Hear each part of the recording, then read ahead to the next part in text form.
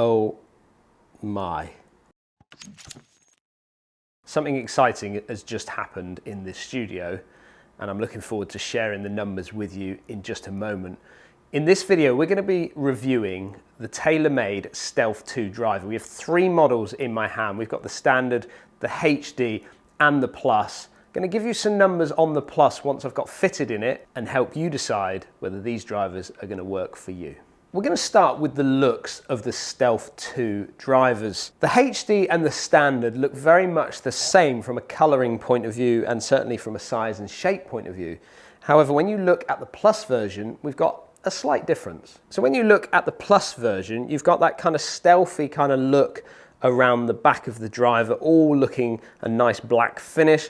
Whereas when you look at the Standard model, and this is the same in the HD model, you've got more of that kind of red kind of framing, almost like a lipstick around the back. But at the bottom of them, they're pretty much identical except for maybe some weighting changes, and we'll talk about that as we go through this review. It's almost when we look at the new Stealth HD and the Stealth kind of Standard, that lipstick is now following on from what they did in the old Sim. Well, Sim 2, which I've got in my hand here. Kind of going from kind of like the blue in the Sim, moving into the red, obviously, in the Stealth to sort of balance those colours up. But very, very similar to that, kind of easy to frame the driver up to the ball. And then when I compare the Stealth, the old Stealth, to now the Stealth 2, we're getting a very different look down on top of the actual club, on the crown of the club. We're seeing kind of more of a glossy look now from the Stealth 2, whereas previously in the Stealth and certainly in the Sim, we had more of like a matte finish, and you kind of had this carbon effect on top of the driver as well, whereas now I feel like we've kind of lost that. We've moved away back down to more of a like kind of gloss look, coming away from that matte carbon-y feel. The final part from the appearance of these drivers, all 3 of them, is we've got that kind of very pear-shaped look on it, very similar to what we've had with the whole Sim range. So when you moved in from maybe the M series into Sim, they took on this huge pear kind of look, and they've kept that right the way through the Stealth models as well. Just having a hit with the Standard model in the Stealth. And we talk now about the face, the technology in the face. And if you look, it says it at the bottom of the face of this driver, and it's the same in all 3 models. You've got 60 times carbon twist face. What does that mean?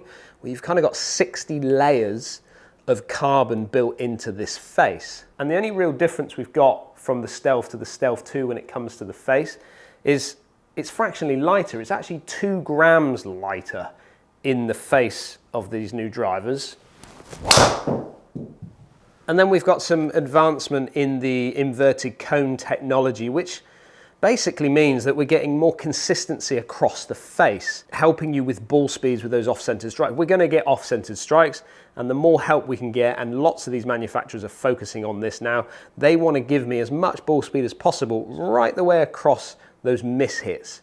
And for me, that's only a positive for all golfers out there. So who are these drivers actually designed for? Well, I've got the HD model in my hands right now. High draw is what we're standing for on that. So this is for the player that maybe wants to get that shape of shot a little bit quieter when it comes to, if you're a slicer.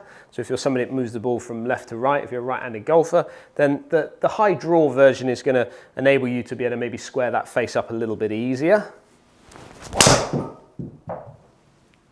And what they've done, like lots of manufacturers, they've pushed the weight into the heel here. The idea to try and slow that heel down, quicken up the toe, enabling you to be able to maybe just square that club face up just that little bit easier. Then the Standard one, the Standard Stealth 2 model, it's kind of for everybody really. It's not moving weight around. You haven't got that option to move weight too much in this one.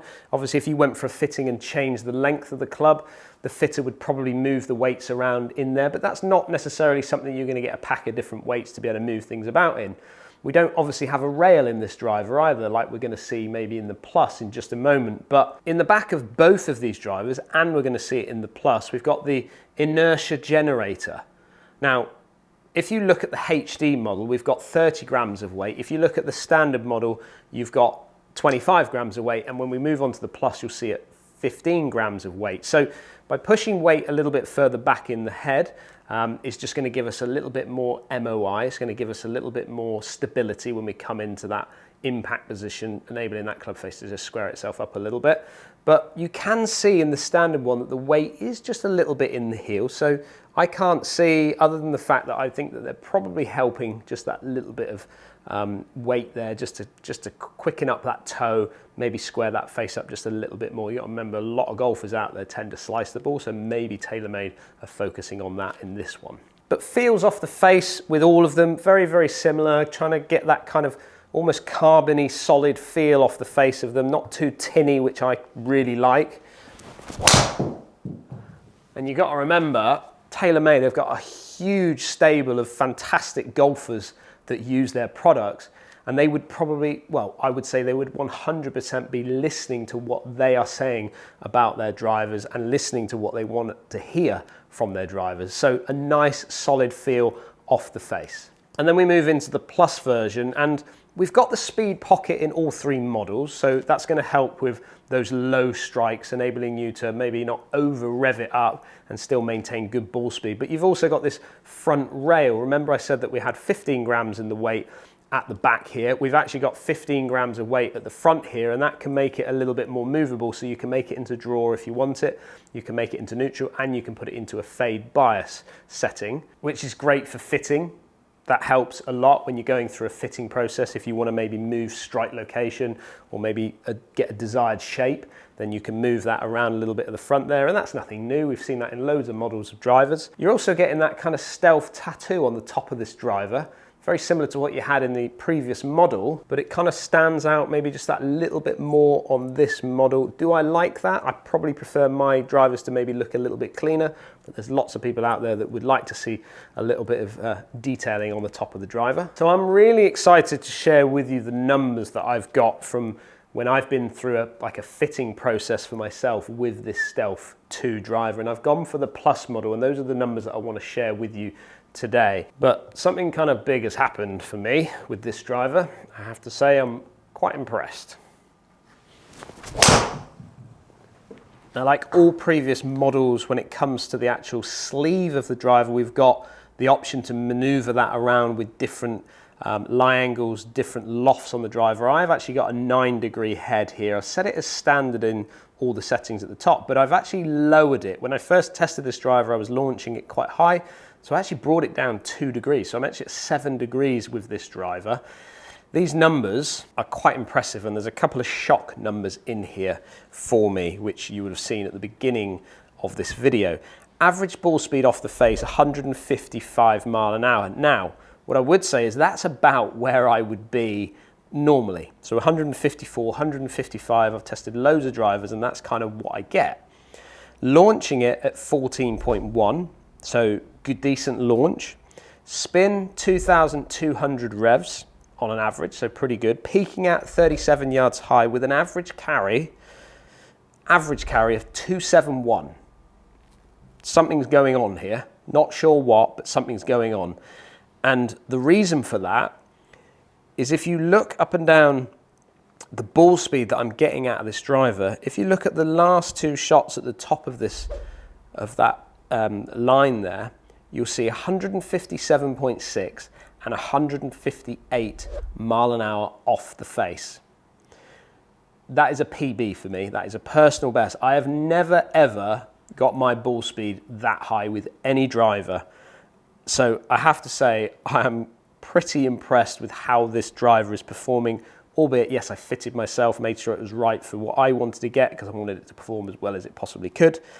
And at 158 ball speed, that is 3 mile an hour faster than I've had off any other driver that I've been testing.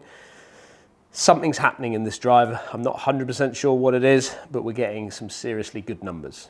The one last thing I want to point out is I can almost put my nail into the actual driver. Like a normal driver, you're going to sort of feel that it's pretty solid, but I can almost, like a golf ball, I can push my nail almost into the face, and that's because I've got nanotexture technology on it, which is a polyurethane cover which kind of encases the carbon I'm assuming to kind of bound the carbon to the face. Very, very different than what I've ever felt of any other club. I'm not sure if you were feeling that in the previous model in the Stealth, but not feeling that at all. And that's just something completely different that I've never felt. But all in all, I've got to say, the actual models themselves, they kind of link up just like we've seen previously, just like we've seen in lots of other manufacturers, giving you so many different options for all those players out there.